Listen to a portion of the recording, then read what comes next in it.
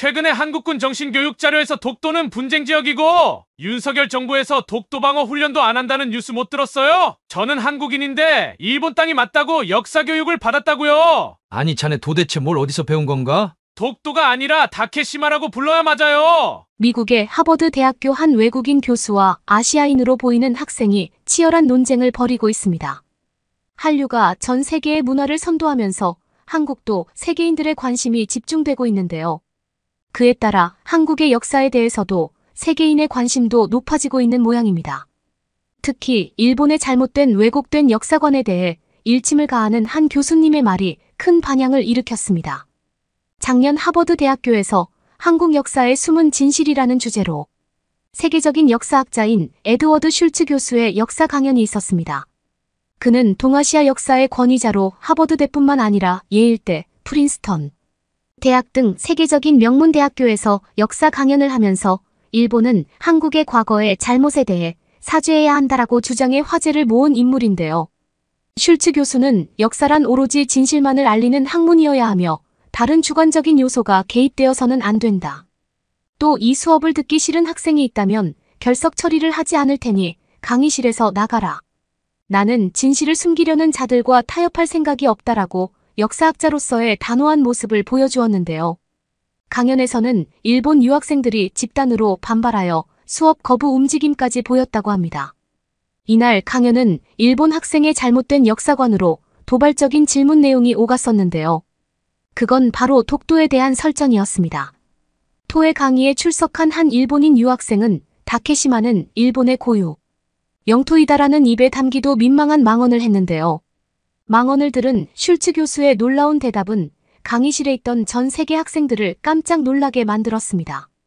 그런데 바로 그 순간 교수의 뜬금없는 한마디에 아시아인 학생은 당황한 모습을 보이더니 이내 강의실을 뛰쳐나가고 마는데요. 과연 아시아인 학생에게는 무슨 비밀이 있었던 것일까요? 저는 미국의 하버드 대학교에서 도시 발전과 지리를 중점적으로 강의하는 슐츠라고 합니다. 약 일주일 전 저는 제 교수 인생 처음으로 강의 중 엄청난 화를 내는 사건이 있었는데요. 그날 진행했던 강의는 한국의 지리학 요소와 지금의 선진국 국가 경제 발전의 상관관계를 다루는 주제였고, 저는 여느 때와 다름없이 학생 참여를 최대한 이끌어내며 강의를 진행하고 있었습니다. 현대 사회에서 그 나라가 가진 지리적 요소는 그렇게 중요하지 않습니다. 각 나라의 기술이 발전하지 않았던 시절에는 그 나라가 가지고 있는 땅의 모양이나 지리적 구성 방식, 심지어는 땅의 범위까지 중요한 국가 경제 발전 요소였으나 지금 이러한 모든 논문 자료들은 단 하나의 나라 오직 한국 때문에 완전한 수정 작업을 거치고 있죠. 최근에는 한국의 위상이 상승함에 따라 많은 학생들이 알고 있을 텐데 아시다시피 한국의 영토 그 자체의 범위는 그렇게 넓지 않습니다. 특히나 그들의 고유한 영토에서 북쪽 지방은 또 다른 나라로 규정되어 있고 지금의 선진국 한국으로 알려진 영토의 크기는 더더욱 작게 구성되어 있는데요. 하지만 지금 한국이 보여주고 있는 세계적인 모습은 어떤가요? 현재 한국은 무선 기술 부문에서는 최선두의 모습을 보여주고 있고 제일 눈여겨봐야 하는 것은 그들이 가지고 있는 시민의식입니다. 과거 한국인들은 꽤 힘든 시기가 있었지만 그들이 가지고 있는 끊이지 않는 열정과 국가 발전의 의지 그리고 똑똑한 지능으로 모든 기술을 급속도로 발전시켰습니다. 그리고 이러한 한국의 발전 요소의 땅의 면적은 그렇게 중요하지 않았죠. 오히려 좁은 범위의 도시 발전을 급속도로 상승시키다 보니 다른 나라들은 절대 따라할 수 없는 도시 구성 집약성과 효율성, 그리고 편리함이 생활 곳곳에 자연스럽게 파고들었고 이것이 바로 현재 한국의 최대 장점입니다. 한국인들의 빨리빨리 문화를 다들 한 번씩은 들어봤을 것입니다. 그런데 놀랍게도 한국인들은 빨리 해야겠다는 의지를 가지고 무언가를 하는 것은 아닙니다. 그들이 사는 도시나 생활 방식 자체가 모든 것을 빨리 완수할 수 있도록 굉장히 효율적으로 구성되어 있기에 자연스럽게 대부분의 생활 요소가 빨리 이루어지는 것뿐이죠. 우리가 지리적 영토를 제외하고 배워야 하는 부분이 바로 한국의 이러한 모습입니다. 특히 전 세계에서 유례를 찾아볼 수 없는 한국인들의 따뜻한 시민의식은 그들의 영토를 더욱 효율적으로 사용할 수 있게 24시간 불이 꺼지지 않는 나라를 만들어냈고 모든 문화가 엄청난 속도로 발전했습니다. 저도 종종 한국을 방문하고는 하지만 한국의 길거리를 걸어 다니다 보면 굉장히 신기한 장면들을 볼 수 있습니다. 의사 가운이나 간호사 가운을 입고 있는 한국 의료인들이 길거리에서 간단한 의료 장비를 구성한 뒤 시민에게 무료 건강검진 서비스를 제공하는 모습인데요. 우리 단순하게 생각해 봅시다. 만약 미국에서 저러한 건강검진 케어 서비스를 길거리에서 실행했다면 어떻게 됐을까요? 아마 1시간도 지나지 않아 값비싼 의료 장비부터 책상과 의자까지 전부 도난당해 사라졌을 것입니다. 하지만 한국에서는 이러한 일들은 상상조차 할 수 없는 일이에요. 그들이 가지고 있는 최선진국 마인드의 시민의식은 남의 것을 훔쳐가려는 생각조차 없고 오히려 남을 도우려는 생각으로 가득합니다.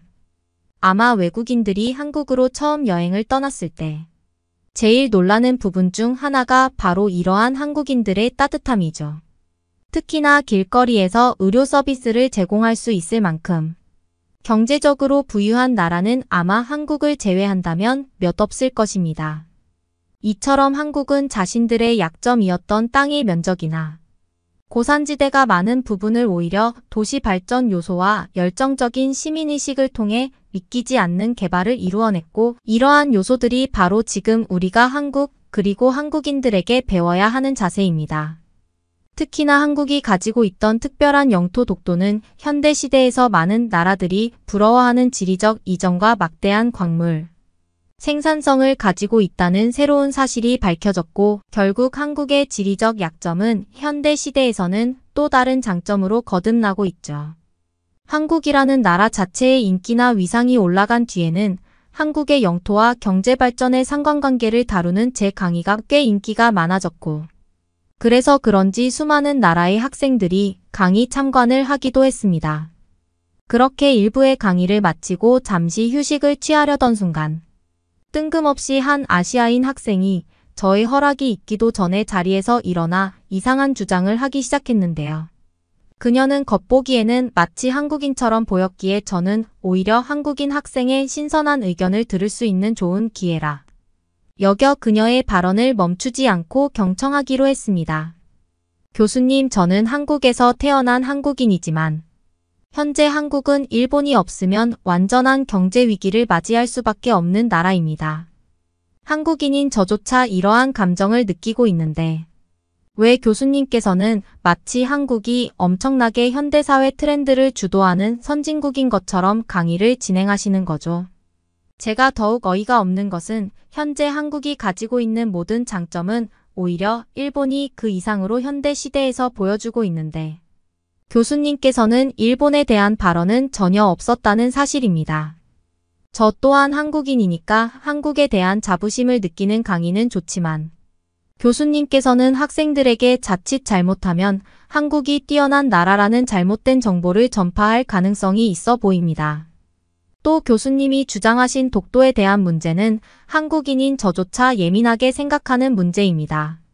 최근 새롭게 밝혀진 사실은 독도가 한국의 땅이 아닌 일본의 고유한 영토 소속이라는 사실입니다.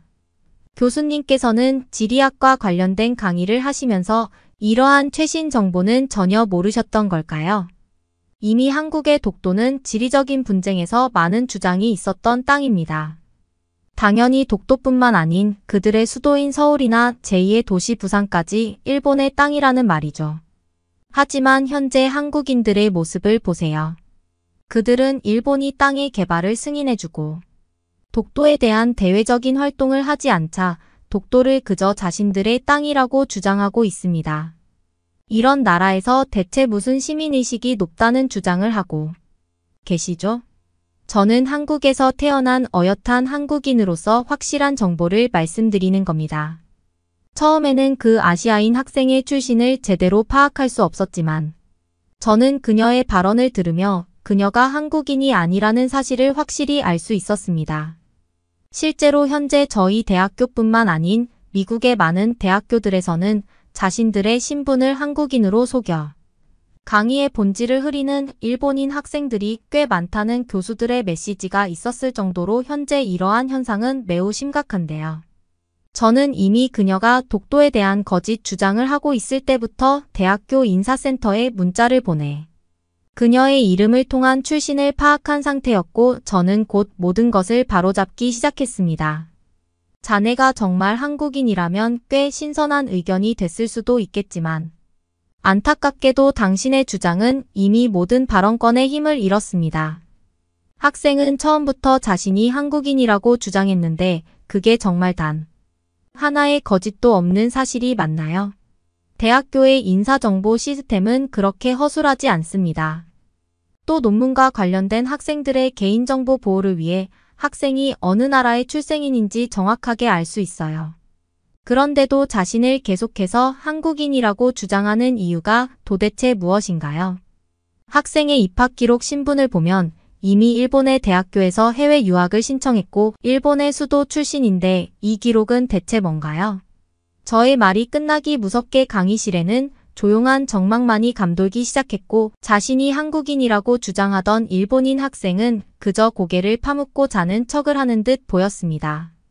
결국 저는 한국인인 척하던 그 일본인 학생의 주장을 하나하나 꼬집을 수밖에 없었는데요. 저의 말에 아무런 답변이 없는 것을 보니 당신이 일본인 학생이라고 확정을 지은 뒤 제 발언을 이어가겠습니다. 일단 한국이 왜 일본의 영토인지 그 이유가 정말 궁금한데 혹시 그러한 관련 자료나 정보들이 있는 것일까요? 물리적으로 일본과 한국은 영토 자체가 분리되어 있고 그 어떤 영토에 대한 국가적 협약도 진행하지 않았습니다. 그저 학생은 현대시대에서 한국이 일본을 추월한 GDP 기록이나 한국인들의 뛰어난 선진국 생활 방식을 눈으로 확인하자 그런 말도 안 되는 주장을 하는 것 같습니다. 또 노숙자 부분에 대한 문제도 말씀하셨는데 혹시 일본의 노숙자가 한국의 10배라는 사실을 알고 계신가요?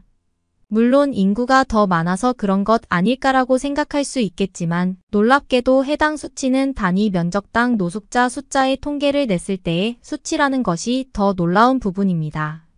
그만큼 한국은 현대 시대에서 거의 노숙자를 찾아볼 수 없고 또 노숙자들이 있더라도 그들은 선진국 한국의 복지를 받는 안전지대에 놓여져 있습니다. 도대체 그럼 여기서 누가 선진국이고 후진국일까요? 본인이 일본인 출신이기에 더 잘 알고 있는 것 아닐까요? 심지어 학생이 주장한 독도는 정말 반박조차 할 가치가 없는 주장이었습니다. 도대체 한국의 고유한 영토인 독도와 일본이 무슨 상관관계가 있나요? 지리학 관련 교수로서 여기에서 다시 한번 정확하게 말하겠습니다.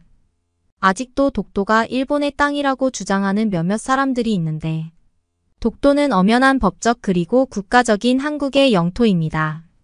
그의 한국사 수업에서는 한국의 옆나라 일본의 영토 분쟁에 대한 이야기가 나오게 되었습니다. 쿠릴 열도 오키노토리시마, 암초 센카쿠 열도에 이르기까지 수많은 영토 분쟁 지역과 그 원인에 대한 설명이 이어지면서 교수는 일본의 팽창주의는 위험천만한 생각이라며 비판의 목소리를 높였습니다. 바로 이때 한 일본 학생이 이상한 질문을 하나 하게 됩니다. 그는 다케시마도 분쟁 중인 영토인데 왜 안 다루냐? 라고 질문을 시작했습니다. 학생은 일본의 섬 다케시마에 대한 얘기를 하고 있다. 일본의 이웃 국가 한국이 일본의 섬 다케시마를 불법 점유하고 있기 때문에 당연히 영토 분쟁 지역에 포함되어야 한다고 생각한다라며 자신의 주장을 굽히지 않았죠. 이에 슐츠 교수는 깜짝 놀라는 대답을 합니다. 그는 나는 개인적으로 일본의 도쿄가 미국의 영토라고 생각한다. 미국은 전쟁을 일으켰다가 패망한 일본을 대신하여 도쿄를 지배했던 역사를 가지고 있다. 당신의 생각은 어떠한가라고 되물었던 것인데요. 일본인 학생은 어이없다는 듯한 말투로 도쿄는 일본 땅이다. 갑자기 말도 안 되는 농담을 하시는 이유가 뭔지 모르겠다라고 대답했죠.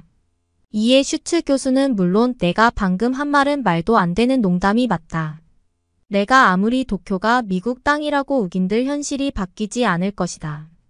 마찬가지로 당신과 일본 정부가 아무리 우겨도 독도가 한국의 고유 영토라는 역사적 사실이 변하는 것은 아니다라고 말했습니다. 그러면서 교수는 지금 강의하는 이곳은 일본이 아니라 전 세계 학생들이 모여서 공부하는 미국의 하버드 대학교다. 그러니 오직 일본 내에서만 표기되는 다케시마라는 표현 대신 독도라는 정식 명칭을 사용해야 한다고 말했죠. 이에 학생은 일본의 섬인 독도를 영토 분쟁 지역이 아니라고 말한 이유는 무엇인가? 교수에게 질문했는데요. 슐츠 교수는 학생에게 독도는 한국의 명백한 영토이며 한 번도 분쟁 지역이 된 적이 없다. 이 사실은 18세기 제작된 일본 지도에도 분명히 나타나 있다. 일본인들조차 독도를 조선 영토라고 생각했다는 얘기다. 실제로 독도를 일본 영토라고 주장하는 일본 역사학자는 단 한 명도 존재하지 않는다. 역사를 전공한 그들은 진실을 알고 있기 때문이다 라고 참교육을 시켰죠. 또 이어서 슐츠 교수는 일본은 이미 한국 전체를 불법으로 병합했다가 패망한 역사를 가지고 있다. 이제 와서 작은 섬 하나를 다시 빼앗겠다고 탐욕을 부리는 이유가 무엇인가라고 물었는데요. 하버드 교수의 신랄한 비판에 일본인 학생은 말문이 막히고 말았습니다. 그런데 에드워드 슐츠 교수의 비판은 여기서 끝난 것은 아니었습니다. 당신의 이름을 쓰는데 사용하는 일본 문자. 가타카나는 한국의 고대 왕국이었던 신라의 향찰과 이두에서 유래된 글자이다. 당신이 하늘처럼 떠받들고 있을 일왕 역시 한국의 서울을 수도로 삼았던 것. 고대 백제 왕가에서 갈라져 나온 반개 가문의 후손이다. 학생이 한국의 작은 섬을 계속해서 일본의 것이라고 말한다면 하나는 일본 열도 전체가 한국의 빚을 지고 있다고 언급하지 않을 수 없다. 내가 계속해서 일본의 것이 어디에서 건너온 것인지 말해주기 원하는 것인가라고 물었는데요. 이를 들은 일본 학생은 이 얘기는 여기까지만 하는 게 좋을 것 같습니다. 라며 말을 돌릴 수밖에 없었다고 합니다. 이날 강연은 하버드 대학교 학생 신문에 다음과 같은 강의 내용이 요약되어 올라왔다고 합니다. 일본은 한반도의 권력 다툼에서 밀려난 이주민들이 세운 나라다. 일본 왕실의 뿌리를 거슬러 올라가면 한국의 수도 서울을 근거지로 삼았던 백제 왕가가 나온다. 일본에 있어서 한국은 늘 동경심과 열등감을 동시에 느끼게 하는 스승과도 같은 존재였다. 일본과 달리 한국인들은 결코 군사적으로 지배할 수 없는 민족이었기 때문이다. 일본이 강압적인 군인들에 의해 통치되는 동안 한국은 현대 국가와 마찬가지로 고등교육을 받은 엘리트 관료에 의해 운영되고 있었다. 수천 년 동안 한국은 일본보다 훨씬 선진 국가였다. 1861년 일본에서는 다시 없을 기적이 일어났다. 일본을 강제로 개항시킨 미국에서 남북전쟁이라는 내전이 벌어졌다. 꼼짝없이 미국의 식민지가 될 운명이었던 일본은 가까스로 독립을 지킬 수 있었다. 강요된 개항으로 인해 서양의 선진 문물을 받아들이게 된 일본은 역사상 처음으로 한국보다 앞서 나가게 되었다. 그들은 곧 오랜 은인이었던 한국에 칼을 들이미는 배은망덕한 행위를 저질렀다. 하버드 대학교에서의 한국 강연이 끝나고 나서 일본이 저질렀던 수많은 범죄 행위를 들은 하버드 학생들은 놀라움을 숨기지 못했는데 일제가 한국에 저지른 강제징용, 식량 수탈, 문화재 도굴, 위안부 강제동원에 이르기까지 한국의 가슴 아픈 역사를 듣고 눈시울을 적시는 학생들도 있었다고 합니다. 에드워드 슐츠 교수의 강연이 끝나자 한 하버드 학생이 뜻밖의 질문을 던졌습니다. 교수님, 저는 예전에 일본인 교수가 쓴 역사책을 읽은 적이 있습니다. 그 책에서는 한국이 먼저 일본의 보호를 요청했다는 잘못된 내용이 쓰여 있었습니다. 오늘 교수님의 강의를 통해 늦게나마 진실을 알게 되어 너무 다행입니다. 일본에 이런 말도 안 되는 역사 왜곡이 가능했던 이유는 무엇인가요? 슐츠 교수는 덤덤한 어조로 말했습니다. 그때 당시에는 일본이 한국보다 강했기 때문입니다. 역사란 강자의 손에 의해 쓰입니다. 하지만 우리가 알고 있는 또 다른 사실이 있습니다. 그건 바로 세상에 영원한 비밀은 없다는 것이지요. 일본이 아무리 미화하려고 해도 숨길 수 없는 것.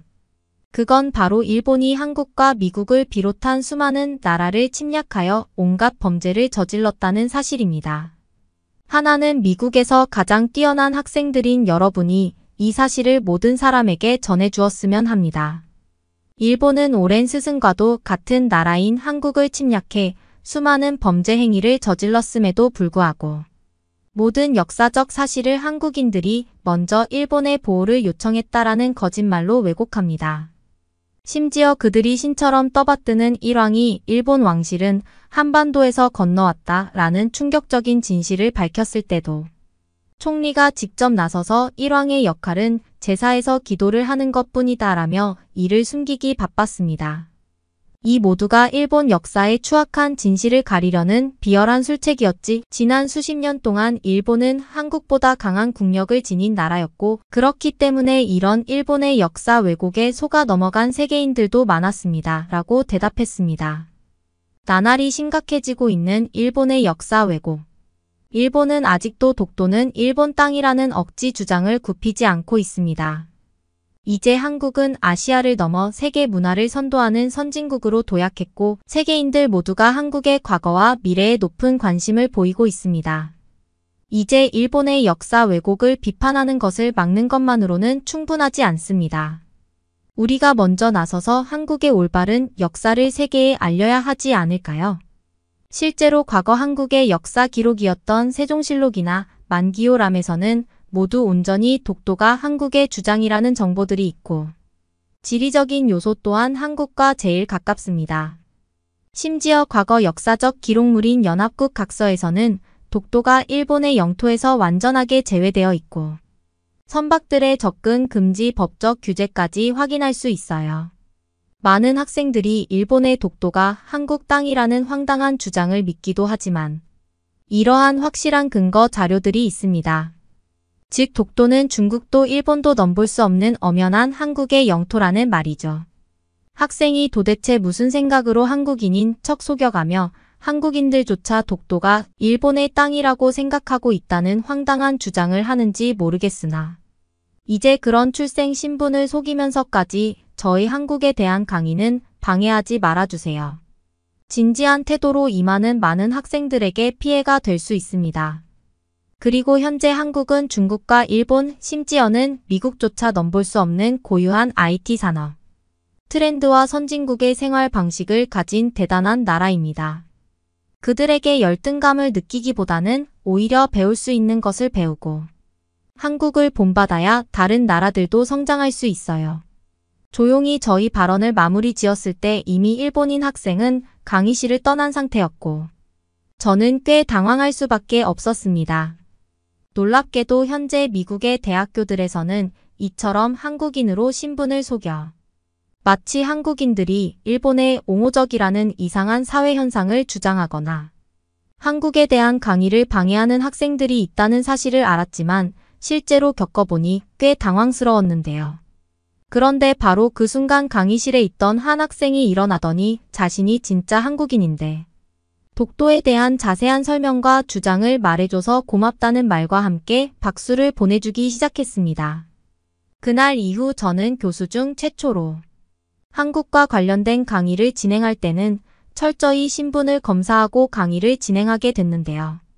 학생들에게 불편을 유발하는 방법이지만 저로서는 한국인인 척하는 일본인 학생들 때문에 잘못된 정보들이 퍼져나가는 것을 막고 싶었고 온전한 한국의 선진국 정보들을 알려야 하는 교수로서의 책임이 있기 때문이죠.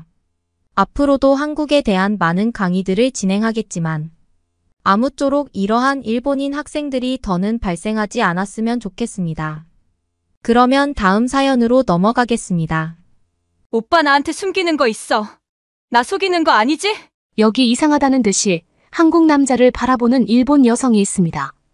과연 이 여성에게는 어떤 일이 있었던 걸까요? 안녕하세요. 일본인 메구리입니다. 요즘 한국 드라마인 눈물의 여왕을 보면서 다시 한번 한국 드라마에 푹 빠져 있습니다. 최근에 일본에서는 한국 드라마의 인기가 정말 대단합니다. 저는 일본의 평범한 직장인이고 대단한 것 없이 평범한 삶을 살았습니다. 저의 부모님은 라면집을 하시는데 가게가 엄청 유명한 것은 아니었지만 우리 동네에 많은 사람이 찾는 곳이었어요. 아버지는 라면 연구도 많이 하시고 면과 국물을 어떻게 하면 맛있게 만들지 고민도 많이 하셨어요. 우리 부모님도 특별하지 않은 일본의 평범한 시민이었습니다. 그래서 해외도 한번 나가보신 적이 없고 여권조차 없으셨어요. 그런데 저는 사실 고등학교 때부터 한국 드라마의 팬이었습니다. 그 시작은 별에서 온 그대라는 드라마 때문이었습니다. 전지현 배우와 김수현 배우가 주인공으로 나왔던 드라마인데 내용도 너무 재미있었고 일본에서는 볼 수 없는 뛰어난 드라마였어요.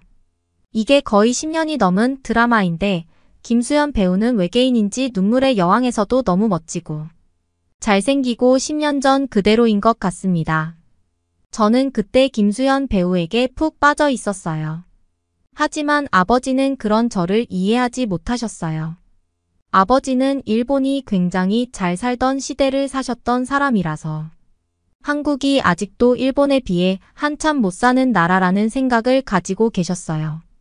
하지만 저는 일본이 잘 나가던 시대는 알지도 못하고 그냥 아끼고 절약해야 평범한 삶을 살 수 있는 시대에 살고 있었기 때문에 아버지의 생각을 이해하지 못했어요. 대학을 졸업하고 회사에 취업하게 되었을 때 저는 독립을 하였어요. 자동차 관련 회사의 홍보 관련 부서로 출근하게 되었는데 집에서 너무 멀어서 회사에서 얼마 떨어지지 않은 곳으로 이사를 했습니다. 올해 같이 신입사원으로 출근한 사람 중에 눈에 띄는 사람이 있었습니다. 그 이유는 가방 때문이었는데 보통 일본 직장인 남자는 손으로 들고 다니는 서류 가방을 주로 가지고 다녔어요. 그런데 그 남자는 제가 좋아하는 별에서 온 그대의 도민준처럼 백팩을 메고 있었습니다. 일반적으로 생각하는 학생들이 메고 다니는 가방이 아니라 직장인 가방처럼 깔끔했는데 백팩 스타일이었어요. 그 당시 일본에서는 그런 스타일의 가방을 메는 사람이 없었는데 저는 드라마를 좋아해서 저거 도민준 가방인데 하고 생각하였습니다. 그런데 그 남자는 일본 남자들과는 다르게 피부가 하얗고 머리 스타일도 깔끔했어요. 역시 제 예상대로 그 남자는 한국 사람이었고 김무영이라는 사람이었어요. 책임감 있고 어려운 일도 마다하지 않고 성실하게 해내는 무영 씨는 참 괜찮은 사람이었어요. 저도 신입사원이라서 선배들이 시키는 일만 잘하면 되기 때문에 일 자체는 크게 힘든 일은 없었지만 사회생활이 처음이라서 그것조차 쉽지는 않았어요. 게다가 우리 부서에는 선배들은 이상하게 실수하면 그 자리에서 말해주는 게 아니라 조용히 지켜보고 있다가 나중에 불러서 그렇게 하면 안 된다는 식으로 이야기했어요. 그래서 눈치가 너무 많이 보였고 마음이 힘들었습니다. 실수하면 안 되는데 하며 생각할수록 실수가 오히려 많아졌어요. 회사 분위기가 마음에 들지 않으면 그냥 그만둬버리고 다른 회사에 가면 되지 않느냐고 말하시는 분도 있을 수 있을 거예요. 하지만 일본은 그게 쉽지 않았어요. 물론 요즘 IT 회사는 이직도 잘 되는 분위기였지만 일반 회사들은 변하지 않았어요. 얼마 전에 일본에는 1억 엔을 모으는 방법이라는 베스트셀러 1위가 된 책이 있습니다. 이 책은 엄청나게 절약한 직장인이 1억 엔을 모은 방법을 쓴 책입니다. 그런데 그 저자는 블랙기업이라고 불리는 누구나 다니기 싫어하는 박봉에 일 많이 시키는 회사에 다니는 사람이었습니다. 게다가 더 화제가 된 것이 바로 빙하기 지옥에서 돌아온 사람이라는 것입니다. 일본에는 취업 빙하기 세대가 있었는데 1990년대부터 2000년대까지 이때는 일본의 경제가 참 안 좋은 시기였습니다. 이때가 취업 시장이 엄청 안 좋았는데 이 취업 빙하기 세대가 무차별 테러라든가 일본에서 문제를 많이 일으켰습니다. 그만큼 일본은 첫 직장이 중요해서 딱 정해진 취업 시기에 직장에 취업 못하게 되면 정규직으로 취업하기가 너무 힘들었습니다. 사회의 낙오자로 찍혀서 평생 정규직으로 취업이 힘들었고 아르바이트를 하면서 살아야 했어요. 그래서 저는 회사가 너무 제게 맞지 않았지만 꼭 참고서 다녀야만 했습니다. 마음이 우울하고 참담한 기분이 들었습니다. 그러던 어느 날 저는 퇴근 후에 역으로 향하고 있었어요. 그날따라 사람이 많아서 걸어가는데 어떤 사람들과 부딪히게 되었습니다. 저는 죄송하다고 하고 가려고 하는데 이 남자들은 갑자기 제게 시비를 걸기 시작했어요. 그냥 미안하다고 하면 다냐, 자신이 다친 것 같은데 이걸 어쩔 거냐면서 말도 안 되는 말을 하기 시작했어요. 어쩐지 건달처럼 보이는 무서워 보이는 남자들이 제게 이렇게 말하자 저는 얼어붙었어요. 주위에 도움의 눈길을 보냈는데 누구 하나 저를 도와주는 사람들이 없었어요. 그때 갑자기 누가 제 앞을 막으면서 나타났어요. 그러고는 지금 연약한 여자에게 남자 여러 명이 시비를 거는 거냐고 말했어요. 저는 너무 놀라서 그 남자를 바라봤는데 그건 바로 김무영 씨였어요. 상대 남자들은 큰 소리로 소리를 치면서 위협을 했는데 무영 씨는 꿈쩍도 하지 않고 서서 덤비려면 덤비라면서 무술 자세를 취했어요. 그러자 큰 소리로 위협하던 그 남자들은 갑자기 뒤로 물러서더니 악당 같은 대사로 오늘 자신들이 마음을 넓게 쓴다면서 운 좋은 줄 알라면서 꽁무니를 뺐어요. 여자 앞에서 시비나 걸던 한심한 건달들은 무영 씨의 당당한 모습에 쫄은 건지 가버렸어요. 저는 무영 씨가 너무 멋졌고 고마워서 몇 번이나 감사 인사를 하였습니다. 일본 사람들도 그냥 보더니 가버리는데 한국 사람인 무영 씨가 저를 구해줄지는 몰랐어요. 저는 밥을 사겠다면서 괜찮다는 무영 씨를 데리고 음식점으로 갔습니다. 그리고 같이 밥을 먹으면서 저는 아까 그 무술 같은 건 뭐냐고 물어봤어요. 그러자 무영 씨는 한국의 태권도라고 했어요. 저는 그 사람들이 정말 덤볐으면 어쩔 뻔했냐고 했더니 자신은 어려서부터 태권도를 배워서 태권도 유단자라고 했습니다. 군대에서도 태권도를 열심히 했고 매일 체력 단련도 꾸준히 해서 그 건달들이 덤볐으면 정말 싸웠을 거라고 했습니다. 저는 군대를 갔다 왔다는 말에 놀라서 한국의 군대에 대해 이것저것 물어보았습니다. 어쩐지 약해 보이는 일본 남자들과 비교하면 무영 씨가 너무 남자다워 보였고 호리호리해 보이는 몸매였는데 의외로 근육질이라는 걸 알게 되었어요. 저는 같이 식사하면서 무영 씨가 밝은 성격에 사람을 배려할 줄 알아서 대화가 너무 즐거웠어요. 그래서 용기를 내서 늘 궁금했던 가방에 대해서도 물어봤는데 무영 씨는 자신도 별에서 온 그대라는 드라마를 좋아하는데 한국의 부모님이 졸업 선물로 사서 보내주셨다고 했습니다. 그 후로 저는 무영 씨가 좋아졌고 그날 고마웠던 일을 핑계로 무영 씨와 같이 밥을 자주 먹게 되었어요. 무영 씨도 제게 호감이 있었기 때문에 우리는 사귀게 되었습니다. 회사 생활은 힘들었지만 무영 씨가 많이 다독여주고 힘을 주었어요. 자신도 매우 힘들었을 텐데 무영 씨는 일본 남자들과는 다르게 든든한 사람이었습니다. 게다가 군대를 갔다 와서 그런지 비슷한 나이대의 일본 남자에 비해서 어른스러웠고 남자다워 보였어요. 무영 씨는 저와 같이 입사했지만 군대를 갔다 와서 2살이 더 많았습니다. 저는 한국 드라마를 보면서 꼭 한번 불러보고 싶었던 오빠라는 단어를 무영 오빠에게 쓰게 되었습니다. 일본에서는 엄청 친한 사이가 아니면 이름조차 부르지 않아서 저는 한국 사람들이 오빠라고 부르는 게 신기했어요. 회사에서는 무영 오빠를 김상이라고 불렀지만 우리 둘이 같이 있을 때는 무영 오빠라고 불렀습니다. 우리가 사귀게 되자 한국 남자는 참 일본 남자와 다르다는 걸 알게 되었어요. 가장 차이를 느낀 점은 일본 남자들은 소극적이고 부끄러워하는 게 느껴졌는데 한국 남자는 적극적이었어요. 그리고 핸드폰 메시지나 전화를 자주 해줬어요. 무영 오빠는 밤에 자기 전에 잘 자라는 문자를 보내줬는데 너무 다정하고 낭만적이었어요. 애정 표현을 잘 안 하는 일본 남자들보다 사랑한다는 말도 잘해주고 참 착하고 배려심도 좋았어요. 제가 무거운 물건을 들고 있으면 자신이 들어줬고 햇빛이 강하면 손으로 햇빛을 가려주기도 해서 제가 감동한 적이 한두 번이 아니었어요. 게다가 기념일도 너무 잘 챙겨줘서 저도 까먹고 있던 우리의 100일도 선물을 사주고 직접 음식을 요리해서 같이 먹었습니다. 무영 오빠와 만나면서 저는 정말 한국 드라마의 여자 주인공이 된 기분이었어요. 이런 게 사랑을 받는다는 느낌이라는 걸 듬뿍 느낄 수 있었습니다. 제가 친구들에게 무영 오빠에 대해 이야기해줬더니 한국 남자들은 드라마에서만 그런 게 아니라 실제로 여자에게 잘하는 거냐면서 다들 저를 너무 부럽다고 말했어요. 그렇게 우리 두 사람은 잘 지냈고 결혼을 생각하게 되었습니다. 하지만 부모님에게 한국 사람과 결혼하겠다는 말을 쉽게 꺼낼 수가 없었어요. 어머니는 저랑 같이 한국 드라마를 보면서 한국 남자들이 참 멋지구나, 나 같은 이야기를 자주 하셨어요. 하지만 고지식한 아버지에게 말할 생각을 하니 눈앞이 캄캄해지는 느낌이었어요. 그래도 이렇게 계속 미룰 수는 없었기 때문에 부모님과 무영 오빠와 함께 식사했습니다. 어머니는 무영 오빠를 보자마자 키 크고 잘생긴 오빠가 마음에 드시는 눈치였어요.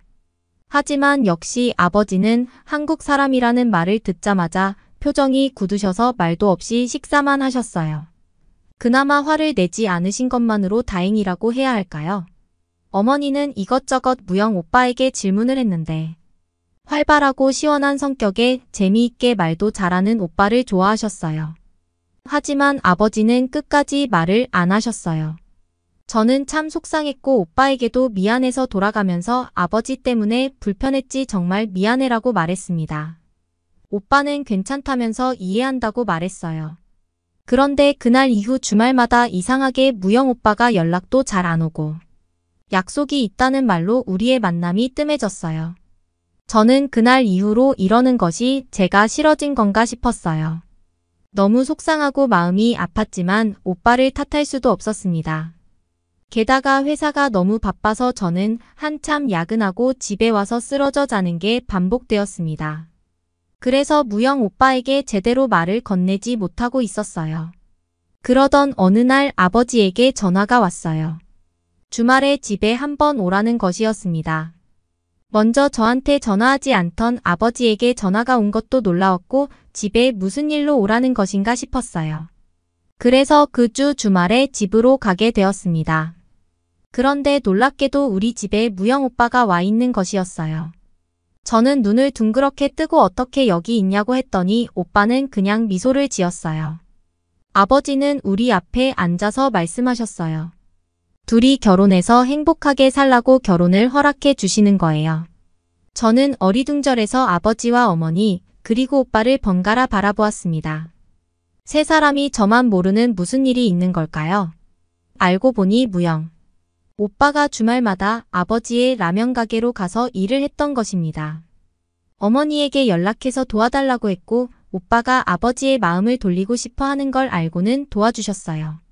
아버지는 오빠가 잠깐 그러다 말겠지 하면서 상관 안 하셨다고 해요. 그런데 성실하고 싹싹하게 일도 잘해서 손님들도 좋아했다고 합니다. 게다가 며칠 오다 말 거로 생각했던 오빠는 2달이 넘는 동안 한 번도 빠지지 않고 열심히 일도 했고 아버지에게도 참 잘했다고 해요. 저는 부모님에게 귀엽게 구는 딸이 아니었는데 오히려 오빠가 애교 넘치게 잘하자 무뚝뚝한 아버지도 마음이 바뀌셨어요. 저는 그 이야기를 듣고 오빠가 제가 싫어졌다고 생각했는데 그게 아니라 저를 위해서 이렇게 고생했다는 것에 놀라서 눈물을 펑펑 흘렸어요. 우리는 일본에서 결혼식을 올린 후에 한국으로 여행을 가게 되었습니다. 시부모님이 일본에 오셔서 우리의 결혼을 축하해 주셨는데 무영 오빠만큼이나 성격도 시원하고 좋으신 분들이었어요. 우리 부모님에게 한국에 꼭 여행 오시라고 하셔서 한 번도 해외여행을 한 적도 없고 여권도 없는 우리 가족은 처음으로 여권을 만들었습니다. 아버지, 어머니는 서울에 가셔서 정말 놀라셨어요. 과거에 한국만 알다가 직접 본 한국은 일본보다 더 좋았습니다. 높은 빌딩이 가득한 도시도 너무 멋졌고 한국 사람들은 키도 크고 잘생기고 예쁜 사람들이 많았어요. 그리고 패션 감각도 뛰어나서 오히려 일본이 뒤처지는 느낌이었습니다. 시부모님 덕분에 우리는 맛있는 한식도 많이 먹게 되어서 저와 우리 부모님은 너무 감사한 마음이 들었습니다. 특히 한정식을 먹게 되었던 날은 아버지가 정말 좋아하셨어요. 우리가 함께 간 곳은 한상 차림으로 한정식이 나오는 곳이었는데 메뉴를 함께 보면서 여러 가지 한정식 세트 중에 하나를 골랐습니다. 그리고 무영 오빠가 옆에 있는 버튼을 눌렀어요. 저는 이 버튼이 뭐냐고 물어보자 버튼을 누르면 점원이 온다고 말해줬고 한국만의 주문 문화라고 했어요.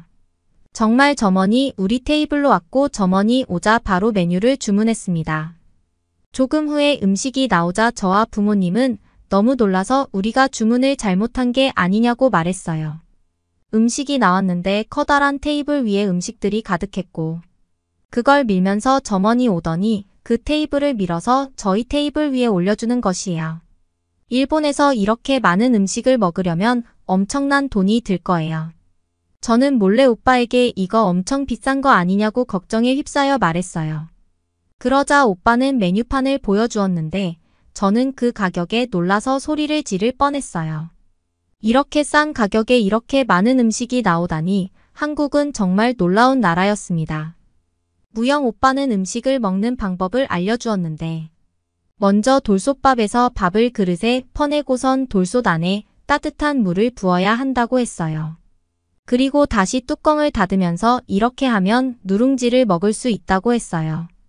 밥과 물이 섞이면서 한국식 디저트가 된다고 말했습니다. 아버지는 신기해하면서 음식들을 드셨어요.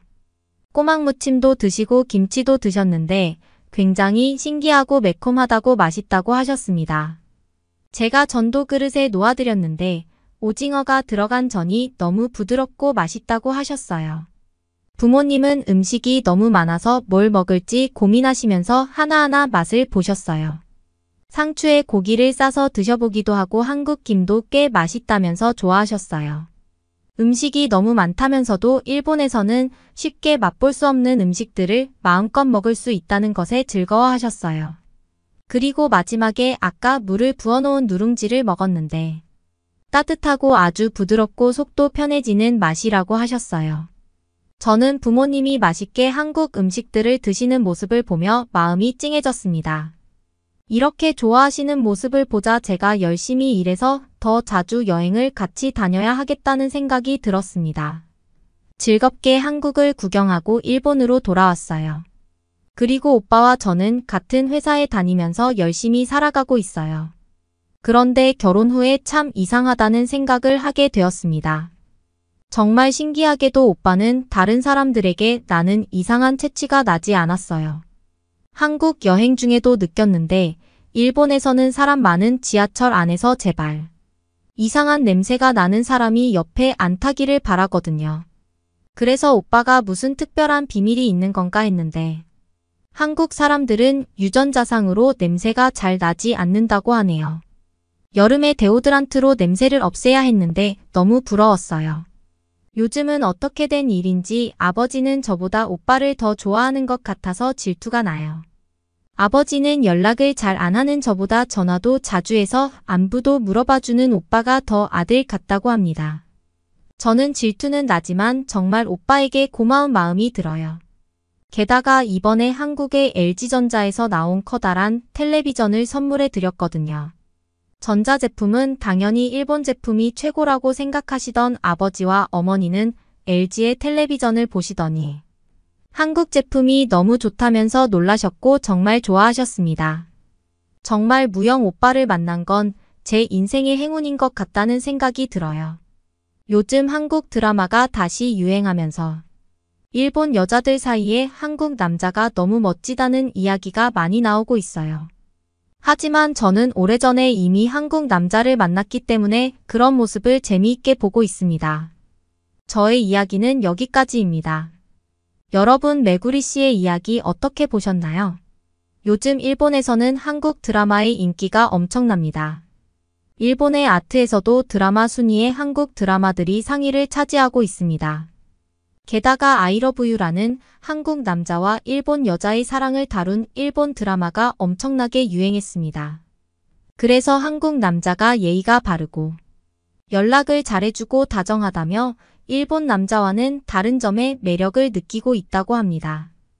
메구리 씨는 회사에서 알게 된 한국 남자와 사랑에 빠졌고 부모님의 반대에 힘들어합니다. 하지만 남자친구 무영 씨의 노력으로 부모님의 마음을 돌렸고 지금은 결혼해서 잘 지내고 있다는 행복한 사연이었습니다.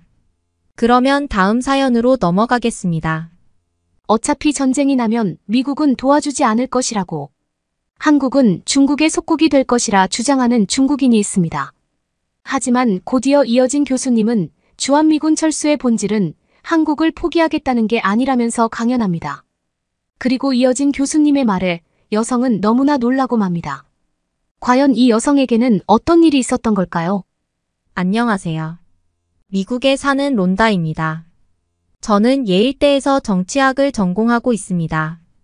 정치학과에는 정치 이론에 관한 전반적인 공부와 함께 미국 정치, 국제관계에 관해서 공부하고 있습니다. 제 꿈은 유엔에 들어가서 세계의 평화를 위해 봉사하는 것이기 때문입니다. 하지만 요즘 세계 정세를 보다 보면 참 마음이 암담한 기분입니다. 우크라이나를 러시아가 침공했을 당시만 해도 저는 유럽의 강대국이 여러 곳인데 다 우크라이나를 도울 것으로 생각했습니다. 하지만 현실은 무기를 지원할 뿐 전쟁은 우크라이나 국민들의 몫이었습니다. 하지만 금세 끝날 것으로 생각되던 우크라이나 전쟁은 2년 동안 치열하게 전개되었습니다. 그 전쟁으로 인해 러시아와 우크라이나 두 나라에 엄청난 손실이 생기게 되었고요. 다행히 최근에 이스라엘 전쟁이 잦아들면서 러시아의 우크라이나가 지게 되면 유럽 전체 안보에 위협이 되기 때문에 몸을 사리고 있던 서방 여러 나라들이 태도를 바꾸고 있습니다.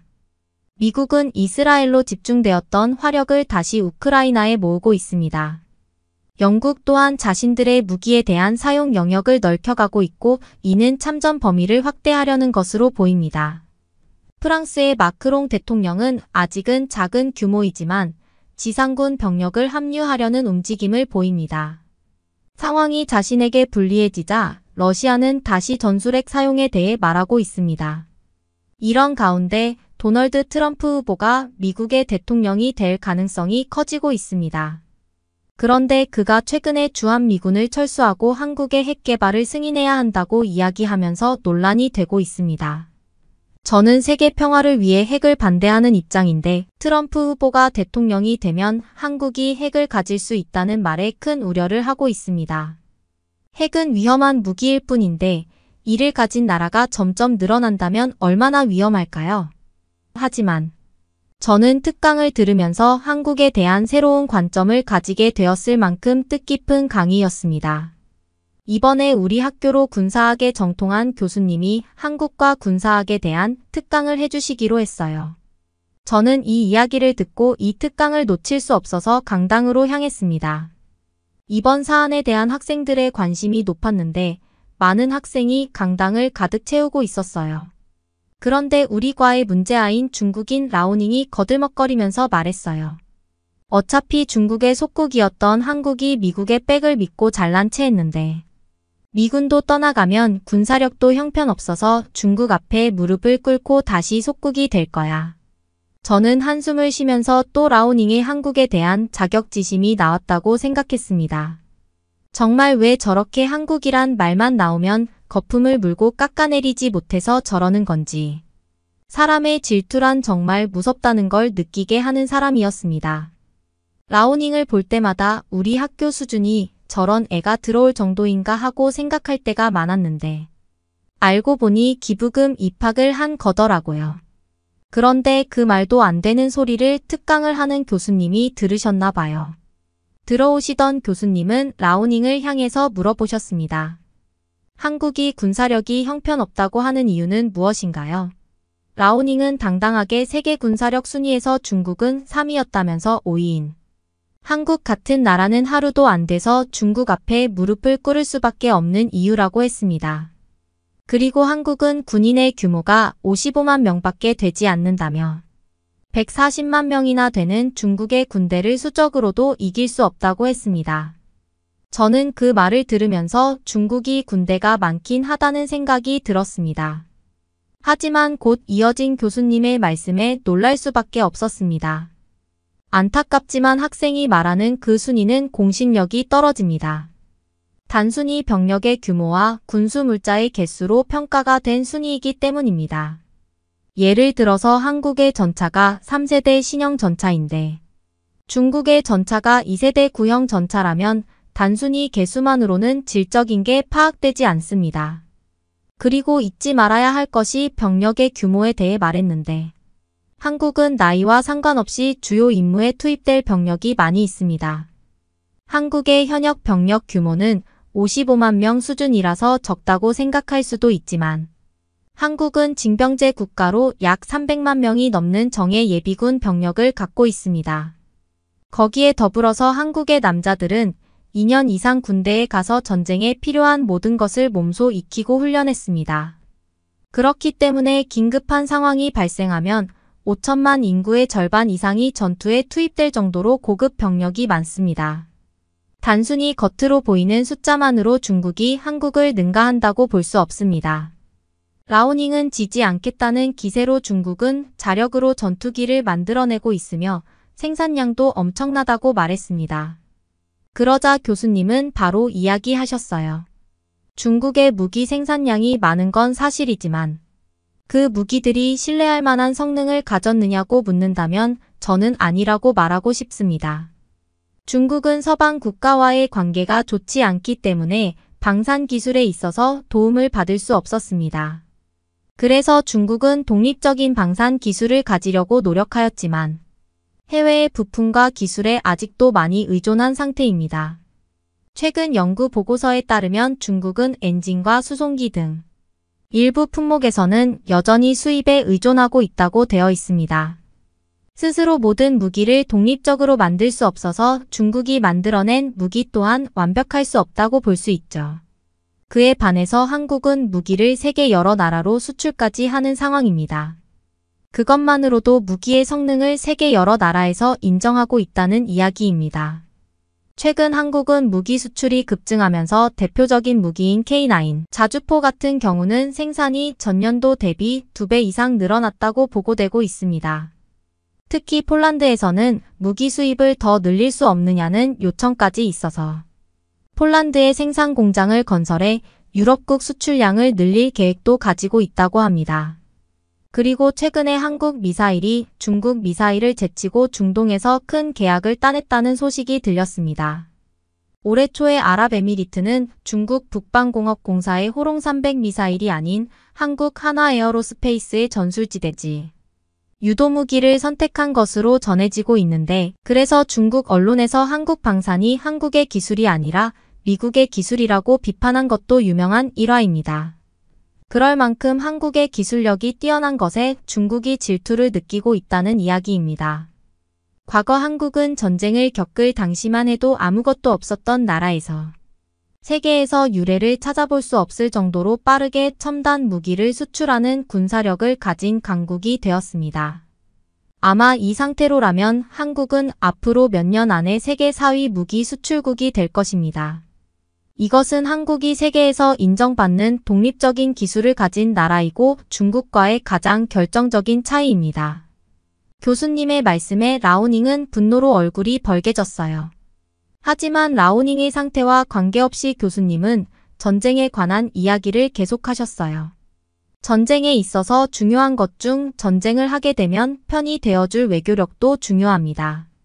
한국은 미국이라는 든든한 우방국과 상호 방위 조약을 맺은 상태고 세계 대부분의 국가와 친밀한 관계를 유지하고 있습니다. 그래서 전쟁이 일어난다면 인적으로나 물적으로 지원을 받을 수 있는 이 외교력은 절대로 무시할 수 없는 요소입니다. 하지만 중국의 외교는 어떤가요? 중국은 지금 힘으로 다른 나라를 압박할 뿐 서로 신뢰할 수 있는 관계를 이어가고 있는 나라라고는 없습니다. 혹시 학생들 중 중국의 우방이라고 부를 만한 생각, 나는 나라가 있습니까? 교수님의 이 질문에 학생들은 딱히 떠오르는 나라가 없는지 대답하지 못했습니다. 저도 떠오르는 나라는 없고 차라리 싫어하는 나라를 나라라면 굉장히 많이 말할 수 있을 것 같았습니다. 그만큼 중국은 세계 여러 나라의 미움을 받는 나라였으니까요. 아무도 대답이 없자 교수님은 중국은 유사시에 다른 나라들에게 도움을 받기 힘들고 무기도 서방의 선진국에 의존하는 부품 수급도 전혀 할 수 없게 되어 한계가 명확하다고 말씀하셨습니다. 라오닝은 교수님에게 화를 내면서 한국이 미국과 우방국이라고 하셨는데 이제는 아닌 거 아니냐고 말했습니다. 그리고 얼마 전에 트럼프 후보가 한국이 방위비를 5배 더 내지 않으면 주한미군을 철수하고 한국이 핵무기 개발을 할 수 있도록 승인하겠다고 주장하였는데 한국이 우방국이라고 할 수 있는 거냐고 했어요. 저도 그 이야기를 들으면서 우방국인 미국이 한국에 등을 돌리는 것 같아서 마음이 착잡했고 그 의도가 궁금했습니다. 하지만 교수님은 그럴 줄 알았다는 듯이 아무렇지도 않은 표정으로 말씀하셨어요. 우리가 트럼프 후보의 말에서 주의해서 봐야 하는 부분은 주한미군의 철수보다는 핵무기 개발 부분입니다. 주한미군 철수의 본질은 한국을 포기하겠다는 게 아니라 동아시아 방어를 한국의 모든 것을 위임하겠다는 것이라 할 수 있습니다. 한국이 핵무기를 가지고 있다면 동북아시아의 평화에 엄청난 역할을 할 수 있습니다. 제 생각에는 아시아에서 미국의 핵 비확산 정책은 완전히 실패했습니다. 한국과 타이완이 핵무기를 보유하는 걸 막는 데만 성공했을 뿐 북한과 중국엔 실패했고 두 나라는 사실상 핵무기를 보유하고 있습니다. 중국은 아시아뿐만 아니라 세계의 평화를 위협하고 있고 동아시아에서 우리에게 중요한 동맹국인 한국은 이를 막을 수 있는 국가입니다. 이스라엘의 예로도 알 수 있는데 핵 보유가 나쁜 게 아니라 이스라엘 안보를 안정시키는 요소로 간주하는 경우가 많습니다. 같은 논리로 한국이 핵무장을 한다면 지금보다 더 강력해질 것입니다. 북한은 명백히 한국의 최대 위협이고 북한이 핵 능력을 고도화하는데 한국의 핵무장 가능성을 배제하는 건 맞지 않다고 생각합니다. 한국의 자체 핵무장을 포함한 모든 옵션을 테이블에 올려놓고 논의해야 할 때입니다. 이것은 시대가 변하고 미국이 더 이상 핵우산의 역할을 못하므로 한국은 자신의 나라를 지키기 위해서도 핵 개발은 필수라고 말할 수 있고 미국도 누구도 막을 수 없는 시대 흐름입니다. 라오닝은 그 말에 말도 안 된다는 듯이 말을 했습니다. 한국이 핵무기를 만들게 되면 무슨 짓을 할 줄 모르는 나라인데 어떻게 핵무기를 만들 수 있다는 말입니까? 중국과 러시아에서 허락하지 않을 겁니다. 교수님은 어이없다는 듯이 라오닝을 바라보면서 놀라운 말씀을 하셨어요. 일각에서는 한국이 핵무기를 만들려면 국제사회의 반대가 있을 것이라고 말하는 사람들이 있습니다. 하지만 여러 전문가는 러시아의 위협에 서방에서는 반대하는 국가가 없을 것으로 생각하고 있습니다. 게다가 중국의 확장 정책으로 인해 위기를 느끼는 아시아권 국가들도 찬성하리라 생각합니다. 그만큼 한국은 위치적으로 중요한 곳에 있고 한국의 위상은 아시아에서 중요하기 때문입니다. 아무리 중국과 러시아가 반대한다고 해도 미국이 찬성하면 한국의 핵 개발을 막을 수 없습니다. 그리고 한국이 핵무기를 가지게 되면 동아시아 평화에 더 이바지할 것입니다. 한국은 여러 나라의 침략을 당했지만 당당히 그것을 막아냈어요. 그리고 다른 나라를 침략한 적이 없습니다. 평화를 사랑하는 한국이 중국처럼 핵무기를 협박의 도구로 사용하리라 생각하나요? 저는 한국이 핵무장을 한다면 군사적 도발을 방지하고 아시아의 또 다른 강국이 될 것이라고 확신합니다.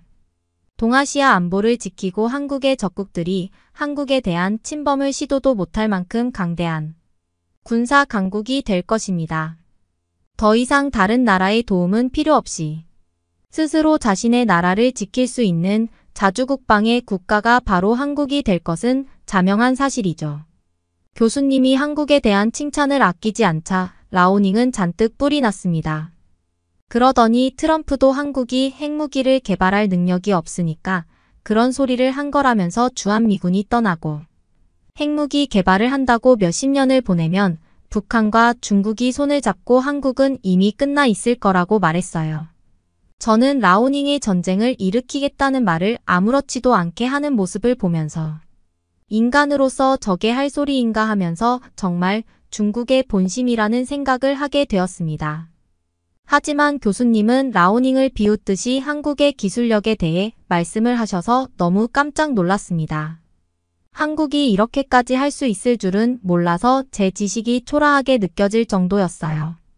학생 여러분들이 기억해야 할 것은 현재 한국이 가진 원자력 관련 기술만으로도 상상을 초월하는 규모의 핵무장이 가능하고 한국의 핵무장 능력은 우리의 일반적인 상상을 초월하는 수준입니다.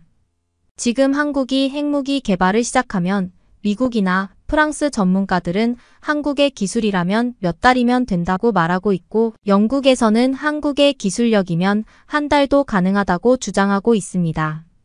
여태껏 안 만든 것 뿐이지 못 만든 게 아니라는 말로 언제든지 가능한 기술력을 가지고 있다는 말입니다. 한국이 핵무기를 만들려면 핵분열 물질과 핵폭탄 설계 능력 그리고 운반 수단을 갖추어야 하는데 월성에 있는 사기의 중수로는 핵폭탄 제조 물질을 생산하는 데 필요한 모든 것을 갖추고 있습니다.